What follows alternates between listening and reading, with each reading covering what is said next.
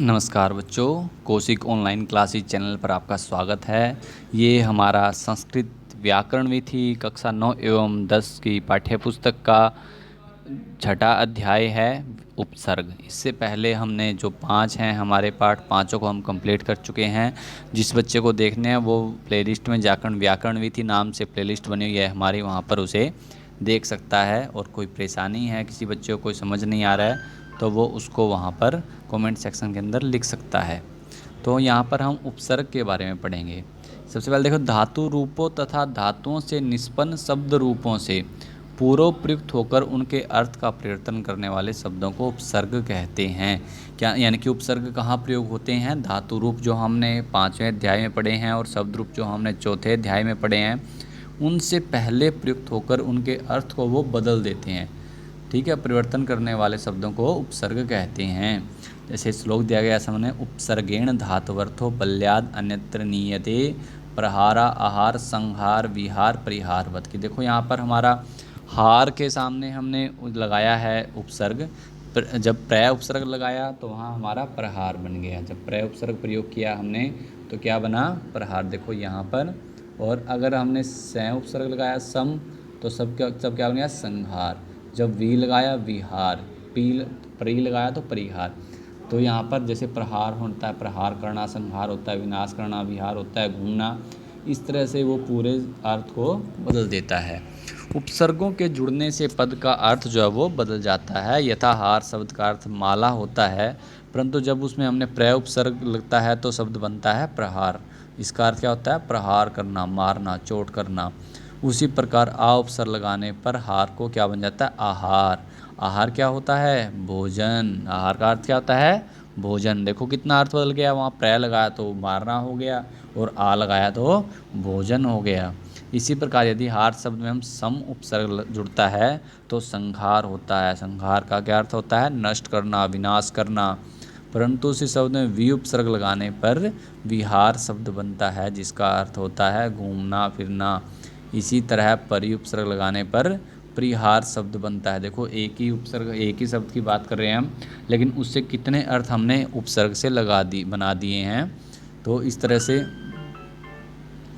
जिसका अर्थ इस तरह परिहार का शब्द बनता है, तो इसका अर्थ होता है घूमना, सुधार करना या त्याग करना। सुधार करना या त्याग करना।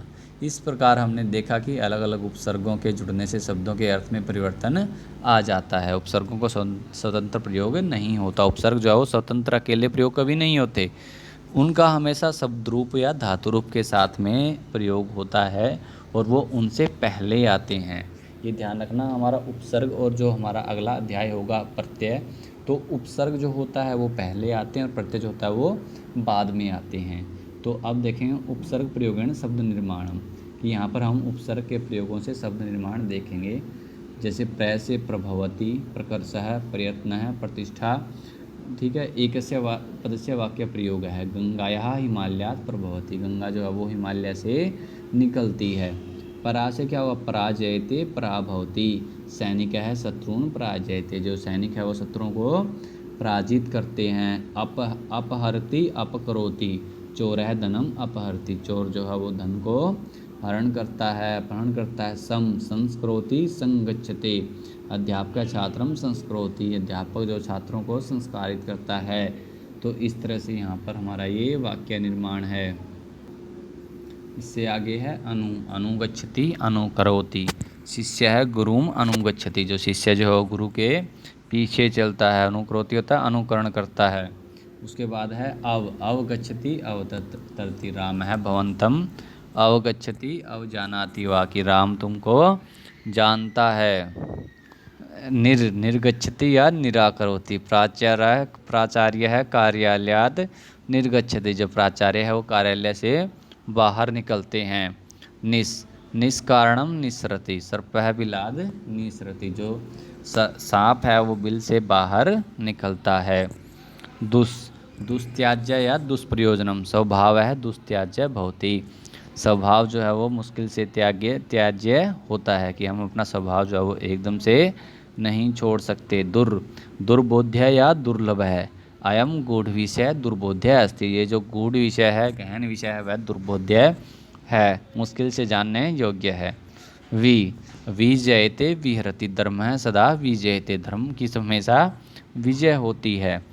आंग आकंठम आजीवनम, आकंठम जलम पीतम, कि मैंने आकंठ तक गले तक जल को पी लिया, यानी कि मेरी प्यास जो है वो बुझ गई है।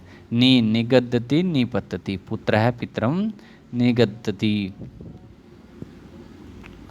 अधि अधिराजते अधिसेते, विद्वान सर्वत्र अधिराजते, विद्वान हमें हर जगह क्या है, राज करता है। इस ठीक है, जैसे उसमें कहा गया ना एक श्लोक में कि जो राजा होता है वो अपने देश में, लेकिन जो विद्वान विद्वान है वो हर जगह उसका सम्मान होता है, हर जगह वो शासन करता है। अति अतिवाद है अत्याचार है, अतिवादो न कर्तव्य है। सु सुपुत्रेण सुशोभते, उद्याने पुष्पाणि सुशोभन्ते, जो उद्यान में पुष्प हैं फूल हैं बहुत अच्छे लगते हैं। उड्डयते या उत्पतित है, पक्षिण है आकाशे उड्डयन्ते, जो पक्षियाँ वो आकाश में उड़ते हैं। अभिगच्छति या अभ्यागत है, अभ्यागत है सर्वै सदा पूजनीय है, जो अतिथि हैं वो अभ्यागत होते हैं, जो हमेशा सभी के द्वारा पूजनीय होते हैं। प्रत्युपकार है या प्रत्ययवदत, पुत्री मातरम प्रत्ययवदत। परित्यजामि परिवर्तनम, अहम दुष्टम परित्यजामि, मैं दुष्ट का त्याग करता हूँ। उपगच्छति उपहरति, उप से क्या हुआ, शिष्य है अध्ययनार्थम गुरुम उपगच्छति, जो शिष्य है वो अध्ययन के लिए गुरु के पास जाता है। अपि दधाति, द्वारपाल है द्वारम अपि दधाति। किसी भी धातु में उपसर्ग जुड़ने से अर्थ परिवर्तन होता है, जैसे गम जाना, आगम आगच्छति आना, उपगम उपगच्छति पास जाना, अनुगम अनुगच्छति पीछे जाना, और अवगम अवगच्छति समझना। देखो यहाँ पर भी हमने ऐसे उदाहरण दिए गए हैं यहाँ पर कि कैसे एक धातु से अलग अलग उपसर्गों के प्रयोग से उसके अर्थ को देखो, आना पास जाना पीछे जाना समझना, कितना भिन्न भिन्न है सभी का अर्थ, लेकिन धातु एक ही है। धातु कौन सी है हमारी यहाँ पर, गम धातु है, लेकिन उपसर्ग जो है वो भिन्न भिन्न है, इसलिए यहाँ पर इसका अर्थ जो है वो अलग होगा। यहाँ हमें यह भी ध्यान रखना आवश्यक है कि जब हमें किसी उपसर्ग युक्त धातु का वाक्य में प्रयोग करने की आवश्यकता पड़ती है, तब धातु रूप के सामान्य प्रयोग में ही पद निर्माण करने के पश्चात निर्मित पद में उपसर्ग को संधि नियमों के अनुसार जोड़ना चाहिए। ठीक है, जैसे नीचे दिखाया गया है कि लट गम गच्छति तो अनुगच्छति, ललिट गमिष्यति अनुगमिष्यति, और लंग अगच्छत तो अनुगच्छत अनवगच्छत, कि वहाँ पर संधि हो जाती है साथ में। जैसे यहाँ देखिए, यहाँ अनु अगच्छत या तो अनवगच्छत, कि ऊ को वह हो जाएगा यहाँ पर, तो इस तरह से अनवगच्छत। लोट लगा गच्छतु अनुगच्छतु, विधिलिंग में गच्छेत अनुगच्छेत, तो इस तरह से हमारे जो है ये शब्द रूप बनेंगे। तो इसके बाद आपके लिए अभ्यास कार्य दिया हुआ है उत्तिष्ठतु। यहाँ पर हमने बताना है कौन सा उपसर्ग है, कौन सी धातु है और कौन सा क्रियापद है, किसके अंदर क्रियापद क्या है।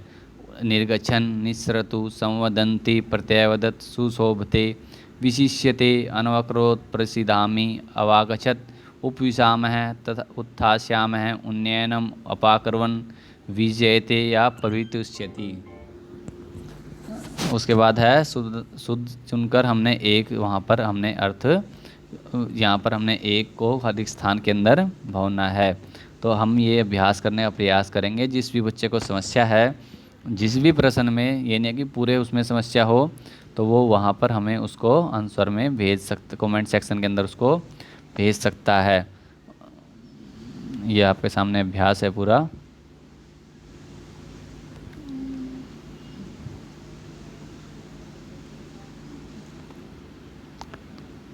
ठीक है, तो सभी बच्चे इसको करें अच्छे से। जिस भी प्रश्न में आपको समस्या है वो कमेंट सेक्शन के अंदर लिखें, और चैनल को सब्सक्राइब कर लें, जिससे कि आपको आने वाले वीडियोस के नोटिफिकेशन मिलते रहें। तो सभी बच्चे अपनी पढ़ाई को कंटिन्यू रखें, और जो भी आपको कहीं पर भी समस्या है किसी भी क्वेश्चन के अंदर कहीं पर भी, तो नीचे उसका टाइम लिखकर वहाँ पर कि यहाँ पर इतने मिनट इतने सेकंड पर आपको ये समस्या है, तो ये समझ नहीं आया तो उसको लिखें, उसको समझाने का प्रयास किया जाएगा। आपका जो भी है काठिन्य निवारण उसका किया जाएगा। तो सभी बच्चे इसको ध्यान से देख लें, समझ लें, पढ़ लें।